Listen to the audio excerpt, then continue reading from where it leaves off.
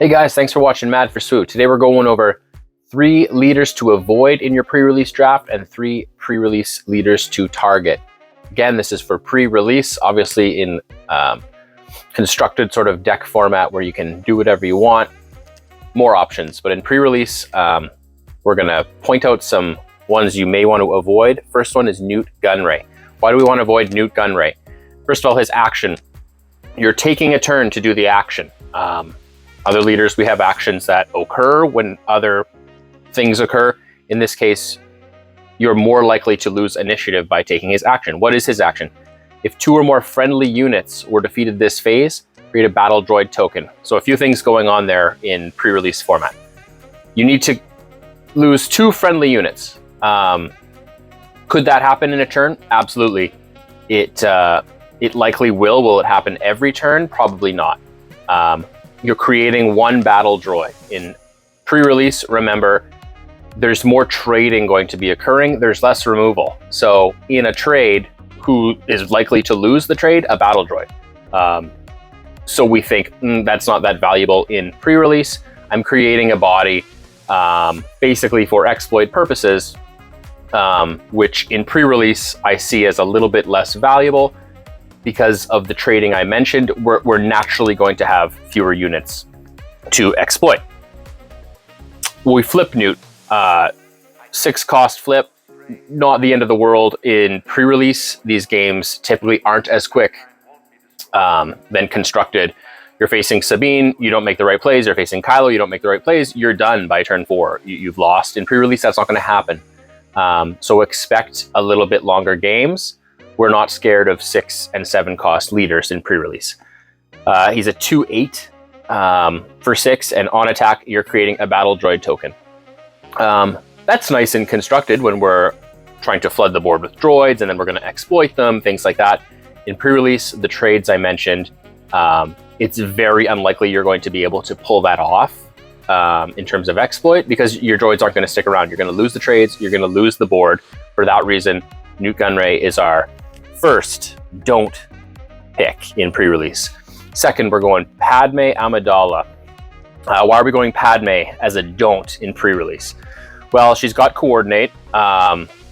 Initial reaction on coordinate from the majority, I guess, would say it doesn't seem that great. I'm not there yet for sure. I think in pre-release, you're actually more likely to be able to pull off coordinate. Because you're going to be playing people who are putting out droids and things like that, and you just trade and your units are sticking around. And turn 2, turn 3, you have coordinate. The big one with Padme, though, is her 1 cost action. So again, we're talking, it's an action. We're less likely to keep initiative if we're taking a turn to do her thing. And it costing 1 is not ideal. You're searching the top 3 cards of your deck for a Republic card. Now, there will be lots of Republic cards in this set. Remember, pre-release, we're opening 6 packs of cards. Out of those 6 packs, how many Republic are we getting? We'll get a decent amount. Of that decent amount, how many are actually good in the deck we want to build? Probably not that many. And for that reason, is her action to spend 1 to search for 3 cards off the top of our deck, knowing that likely 2 of those 3 aren't that good. Do we care to do that? Do we care to take a turn and a resource to do that? In my opinion, no. We flip Padme. She's a 5 flip, nice and early. That's fine. She's a 2/7 body, and she's restoring 1. We sort of saw from the restored arc, let's say, restoring 1 is not that impactful. Now, if we can chain some restore, get some other restore units, and suddenly each turn we're restoring 3, 4, 5, that's nice. Does Padme herself restore 1 do a whole lot for us? Not that much. Coordinate, again, on attack. You're searching the top 3 cards, drawing a Republic, which is going to have the exact same problems we just spoke about, where even if those 3 cards have 2 of them are Republic, are they good Republics? Did we get good Republics in our 6 packs? It's too much up in the air to hope that we get to draw a good card. For that reason, our number 2 don't is Padme. Number 3 don't, and last of the don'ts, and then we'll get into positivity, is Mace Windu. Similar sort of thing to Padme. We have an action. We're taking a turn to do his action. It's costing us 1 resource, which is not ideal, even in constructed building.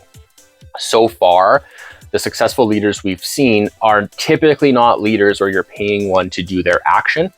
In pre-release, it's not quite as big of a deal, except for these leaders like Padme and Mace, regarding what their action actually does. And in Mace, we're saying deal 1 damage to a damaged enemy unit.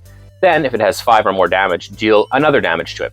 Okay, so with Mace, we're paying 1 to potentially, in an ideal world, likely in turn 3, 4, 5, 6, do 2 damage to someone.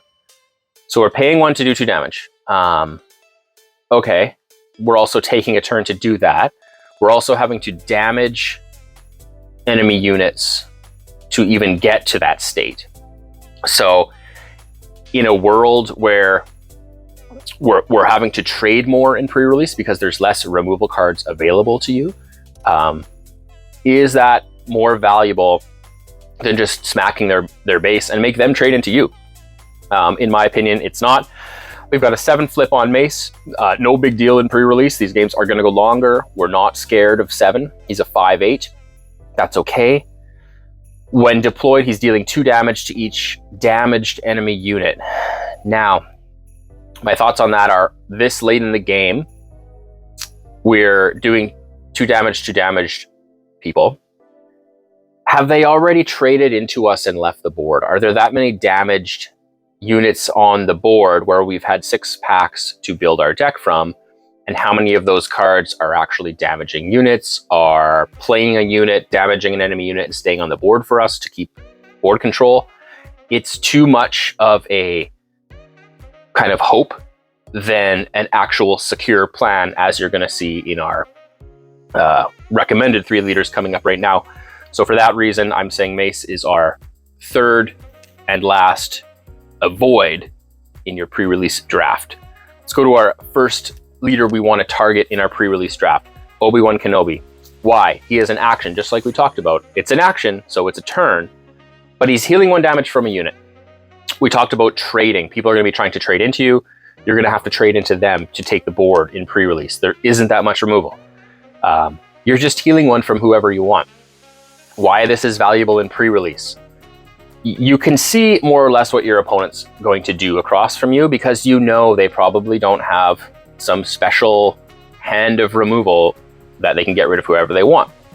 After they've made their play, or before, you can heal and avoid losing a unit in a trade to their unit. Obi-Wan automatically in pre-release is going to give you an advantage of keeping the board in all likelihood. Can things happen? Yes. He's just simple. It doesn't have to be a Republic. It's not the top 3. It's just heal 1 every single time. You're going to be able to pull this off every turn. It's not something that might only happen once in a game. It's something that will happen every single turn if it's worth it, as opposed to taking initiative always in any format of this game. Keep that in mind. We're flipping Obi-Wan. He's a 6 drop, which is, again, no big deal in pre-release. He's a 4/7 Sentinel. Sentinel is the main reason I kept him as a targeted leader for pre-release. Is we're not going to have that many Sentinels in your 6 packs. How many Sentinels are you actually going to have? How many Sentinels or Saboteurs, etc., are your opponent going to have? Not that many. So to have your leader be a guaranteed Sentinel on turn 5 of the game is huge. Then on attack, you're healing 1 damage from a unit. If you do, you're healing 1 damage from a different unit. Great. I see that as a bonus, as beyond his Sentinel factor. That can be himself. With the 7 booty, you're keeping him out a little bit longer, and then you're healing him.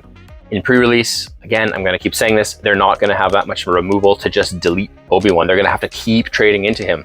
So if you're consistently healing him and others, whereas he's the Sentinel, they have to keep beating him, but you've healed him and all your other people, you're going to take too many turns away from them, where you're going to get too far ahead.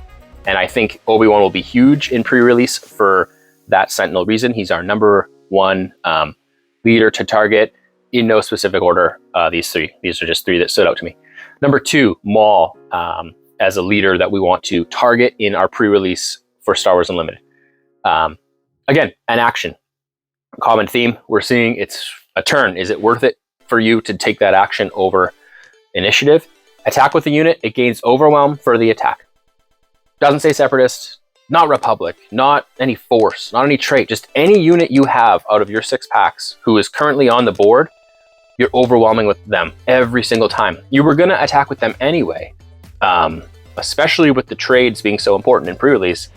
Now you're trading and overwhelming every single time, where this action of Maul's really isn't an extra turn. It was something you were going to have to do anyway. It's highly unlikely you have a cleared board on your end for many turns in pre-release, simply because, as we mentioned, there's just very few cards that can clear your board when you're opening 6 packs. That's why I like Maul before he flips. When he flips, he's a 6 cost 6/6 with overwhelm. Everyone on your team is gaining overwhelm. So he's coming out at a decent spot in the game. You're basically guaranteed to get him out in pre-release. No game is ending by turn 5 in pre-release if you're just even trying to trade into them. So he's coming out, he's overwhelming with a 6 attack. Everyone else on your team is overwhelming. So now you can sort of see what Maul's plan is. You're probably not doing a lot of battle droid creation with Maul out of your 6 packs. So don't necessarily target kind of weaklings that are creating droids. We want to go aggro with Maul in pre-release. You want to hit the base, and you want to trade providing overwhelm to continue hitting the base and deleting the board. And then when he flips, if you have if you control the board, and you can drop a decent unit attack wise, and then you're giving everyone overwhelm. You know, even dropping 2-3 units that have 3 booty instead of droids. Well, now clones can't kill them. Droids can't kill them. They're sticking around and they're overwhelming as long as Maul's in play. You're going to end the game pretty quickly after Maul deploys. For that reason, Maul is my number 2 leader to keep an eye out for in your pre-released 6-pack box. Our third one is another Force unit, and that's Quinlan Voss. I've liked Quinlan when he dropped. I think any sort of constructed deck can make him work. He's really versatile, and I think he's versatile in pre-release too. When you play a unit, you can exhaust the leader. If you do 1 damage to an enemy unit that costs the same as the played unit. So a little bit more deck building strategy with Quinlan in your pre-release. If you don't have initiative, try and have a 1 cost and a 2 cost in your hand. So whatever your opponent plays first, play the same cost unit as they did, and Quinlan's automatically activates, right? This is different than all the other leaders we've seen, where you're not having to exhaust Quinlan. You're able to do his thing when you're playing a card which you were going to play anyway. You're more likely to take initiative in the majority of turns, as you've seen, because those other leaders are having to turn and do things. The nice thing about Quinlan is, it's, again, like we've said, it's not Separatist, it's not Republic, it's not Clone, it's not Droid, it's just any unit you played, you're dealing damage to someone that costs the same. Again, deck building, have a few options in terms of cost in your hand, see what your opponent plays, play the same cost so you can take advantage of his effect. And then going into turns, he's more likely to get you initiative. By taking initiative, you already know what cost your opponent has on the board. Oh, my opponent has a 3 cost, I'll claim. I see I have a 3 cost in my hand. I get to go first, boom, 3 cost, and I activate Quinlan's ability, and there's nothing your opponent can do about it. On his flip side, he's flipping at 5, nice and early, especially for pre-release. He's a 3/7. He's going to stick around with that 7 booty on the 4th turn of the game. Remember, I'm going to keep saying it, not a lot of removal. There's not a lot of ways they're going to be able to delete him, especially when you've been pinging their units for 1 every turn. When you play a unit, you can deal 1 damage to an enemy unit that costs the same or less than. So on his flip, really standard sort of curve. You're holding your bigger boys for later in the game. You're going to have them in your hand anyway. On his 5 cost, you're playing a 3 or 4 or 5 cost unit, likely, unless you have some sort of exploit shenanigan happening. But that's going to mean you're able to deal a damage to someone pretty much guaranteed every single time you play a unit. Look at his action. It's not a flip action. It's always occurring. So as long as you keep 7 booty Quinlan on the board, you're just pinging them over and over and over because you've done your curve properly. They're almost always going to have a unit less than the unit you're playing, and you can play with it too. Oh, they have a 2 cost out. Well, I'll just play my 3 cost or my 2 cost, ping them, wait for them to play something else. Ooh, they played a 3. Good thing I saved my other 3 or 4 or whoever. Play it, ping them again. You're just constantly pinging, and it's not always even on the defensive. Again, when you have initiative, you can see the board state going into the next turn. You know what cost you have to play. And so that sort of versatility I talked about of Quinlan, where it's not a specific action where you're taking a turn to do it, but also it's not specific to any trait. It's just any unit. In pre-release, where you and your opponent are only opening 6 packs, I think is extremely valuable. So that's my third leader to look out for in pre-release. I hope you guys enjoyed this info. Leave a comment down below on what leaders you're looking out for or would avoid in pre-release, and even who you're thinking constructed. Please like and share the video, and thanks for watching Mad for Swoon. You guys take care. Good luck in your pre-release.